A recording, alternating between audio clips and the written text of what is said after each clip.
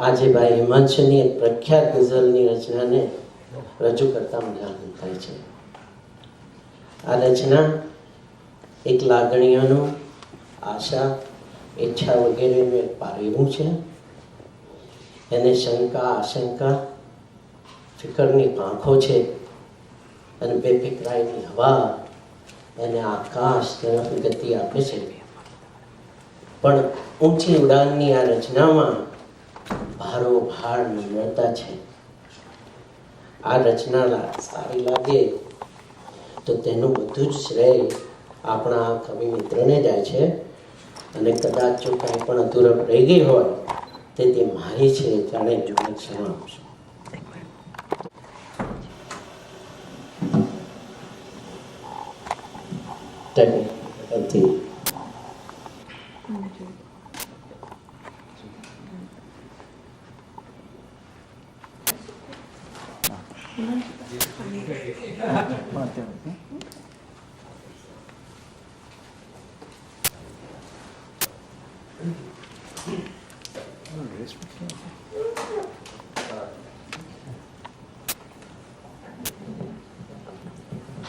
કવિ તરીકે હિમાંશુભાઈ માટે આ એક્સાઇટિંગ અનુભવ છે.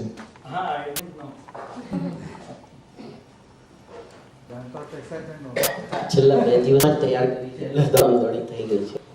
પણ લેટ્સ ટ્રાય. તો આપણે ફરી કદી કવિ હિમાંશુ ભટ્ટની રચના.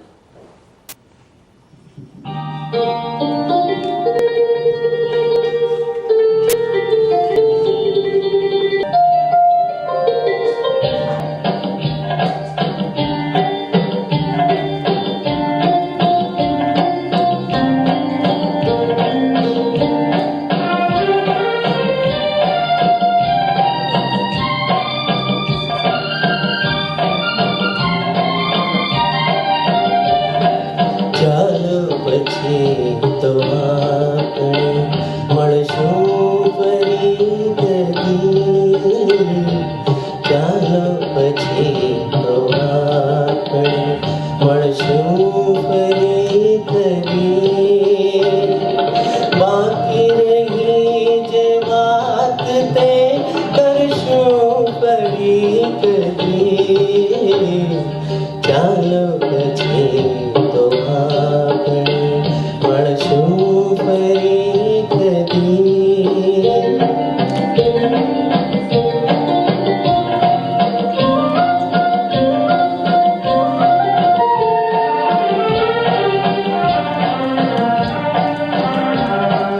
વિનાશ પણ હવે તો સ્પર્શતી નથી.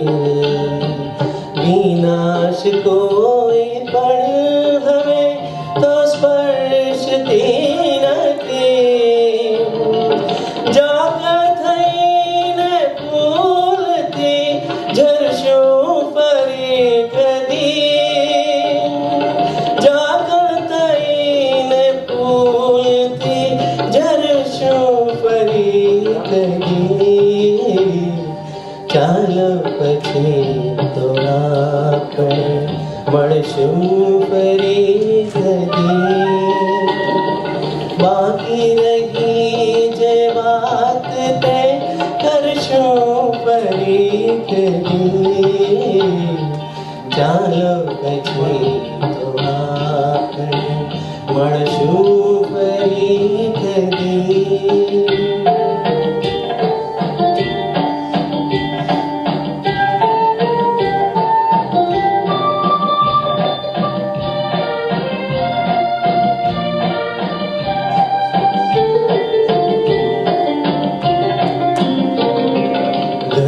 પરે આ ઘર કર્યું ચાલો ભલું થયું.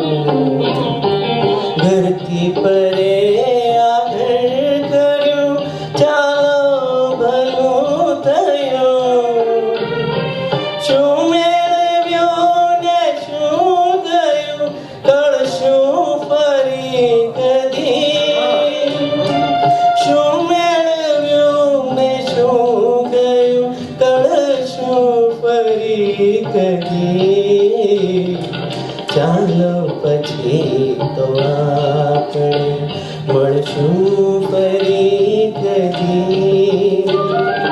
બાકી રહી જે વાત તે કરશું ફરી કદી. ચાલો પછી તો આપણે મળશું ફરી કદી.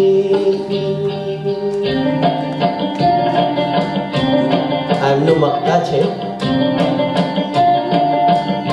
ખલ્લુસ નથી જોયું હજુ.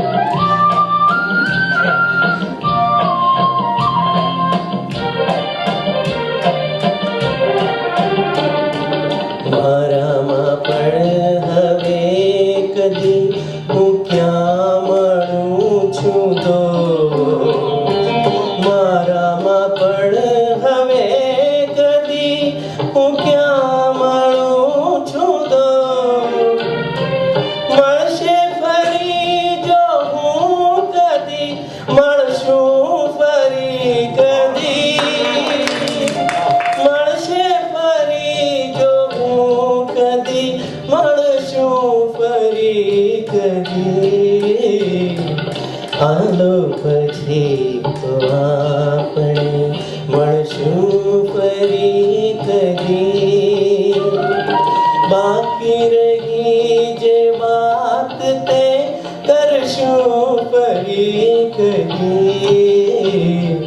ચાલો પછી તો આપણે મળશું ફરી કદી.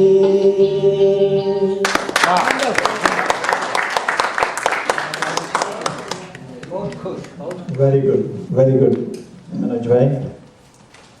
હિમાંશુભાઈને આપણે ખાતરી કરાવી દીધી કે તમે અમારામાંના જ એક છો.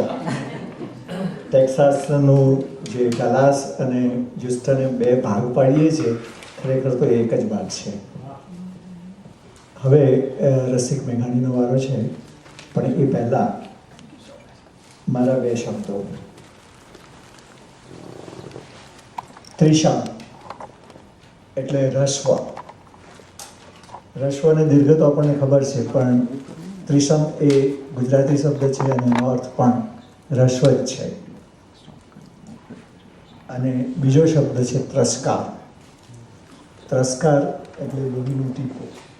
તમારા ગાલ પર જે લાલ કલરની જે સુરખી લોહીની આવતી હોય તેને ત્રસ્કારનો ટસ્યો ફૂટ્યો એવું કહેવાય. રસિકભાઈ, એક કામ.